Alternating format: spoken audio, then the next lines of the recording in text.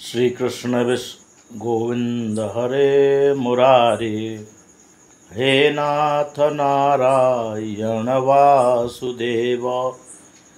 श्रीमद् भागवत तृतीय स्कंध 28वां अध्याय। स्वरूप ज्ञान के लिए अष्टांग योग का वर्णन।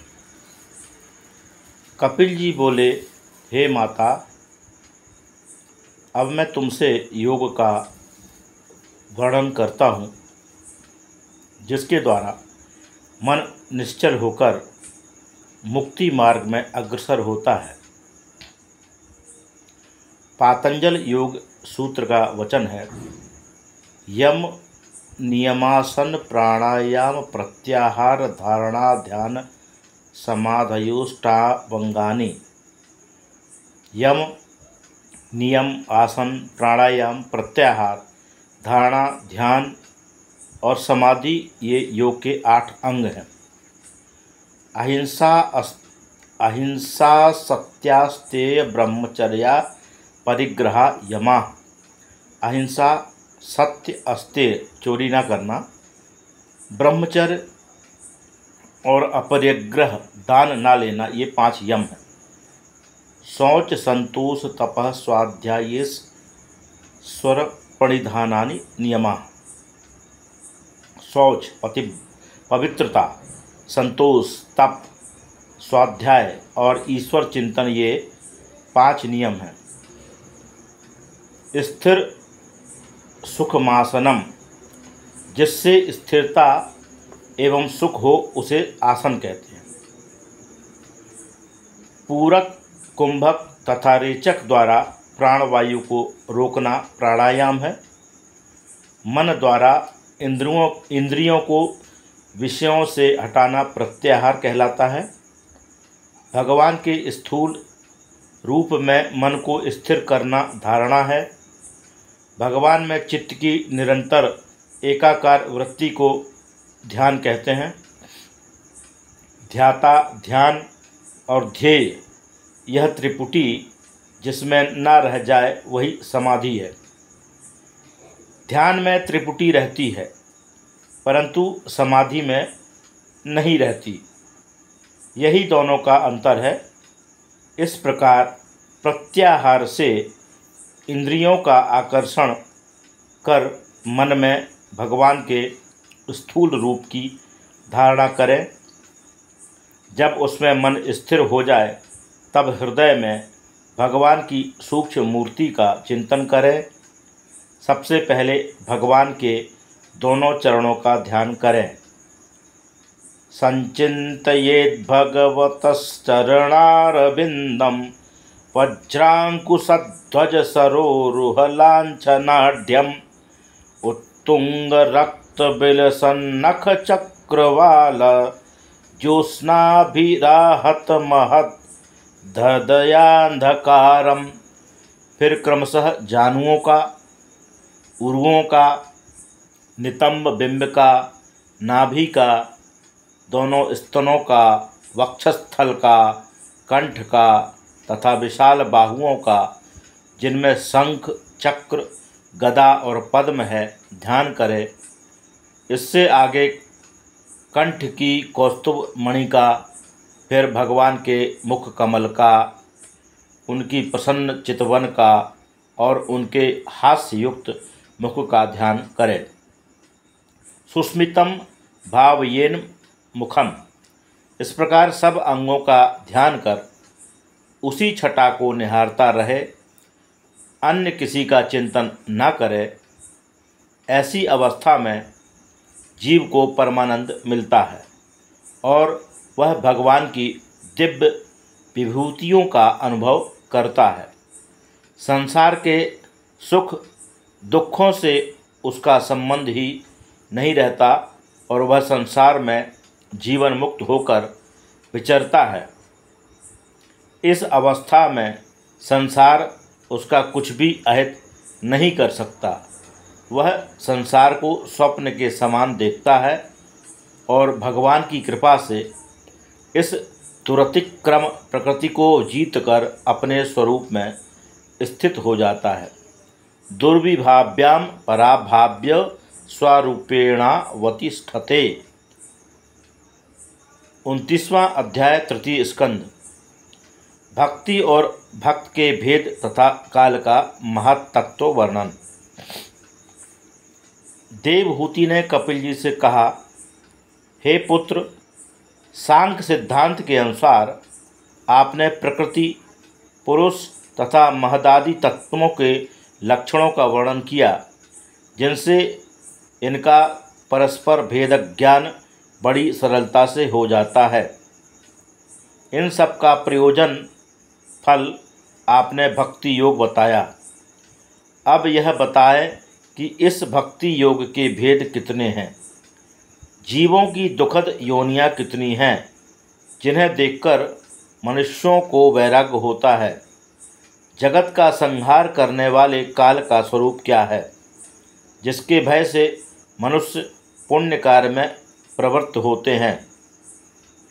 हे वत्स, लोकस्य मिथ्याभिमतेर्चक्षुषस् चिरं सुप्तस्य तमस्य नास्त्रये श्रान्तस्य कर्मस्वनिबिद्धया धिया त्वमाविरासि किल योग भास्करः। मिथ्याभूत शरीर में अहंकार से अंधे होकर ये जीव अज्ञान शैया पर घोर निद्रा में सोए हैं। आसक्ति पूर्वक कर्म करते करते इतने श्रांत हो गए हैं कि ये उठ नहीं सकते। इन जीवों के उद्धारार्थ भक्ति और ज्ञान के सूर्य रूप आपका उदय हुआ है। आप इनका अज्ञान निवृत्त कर इन्हें संसार बंधन से मुक्त करें।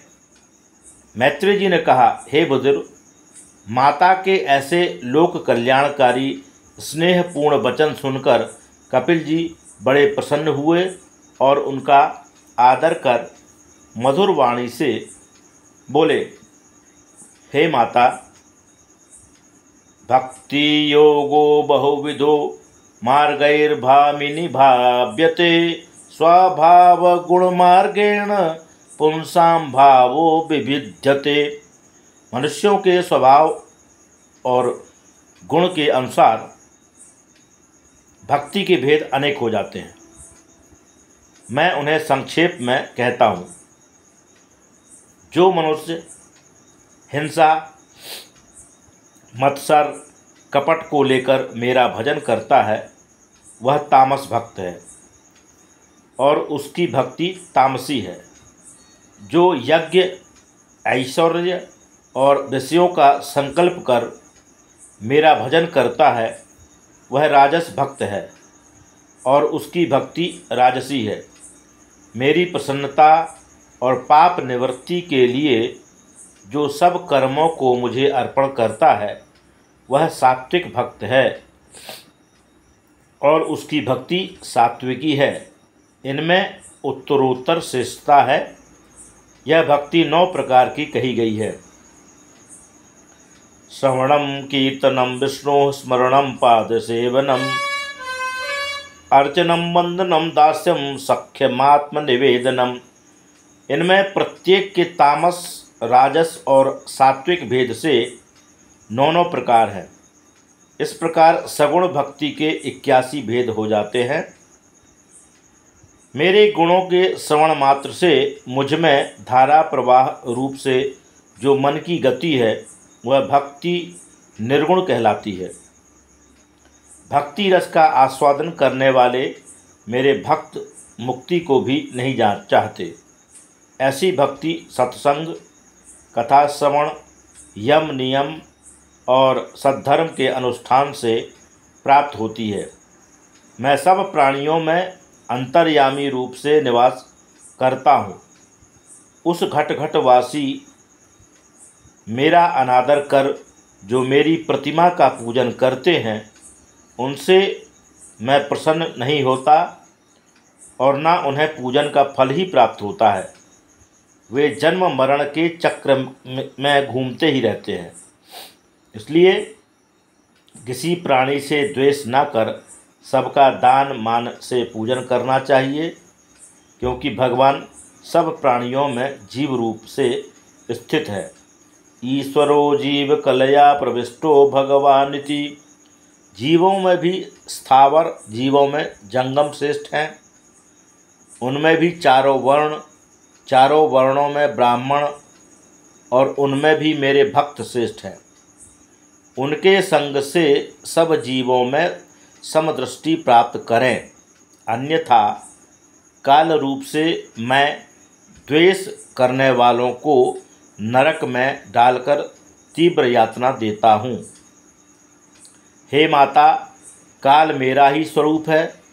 उसके भय से सुर, असुर, यक्ष, गंधर्व, किन्नर, नर आदि सब अपना अपना कार्य करते हैं।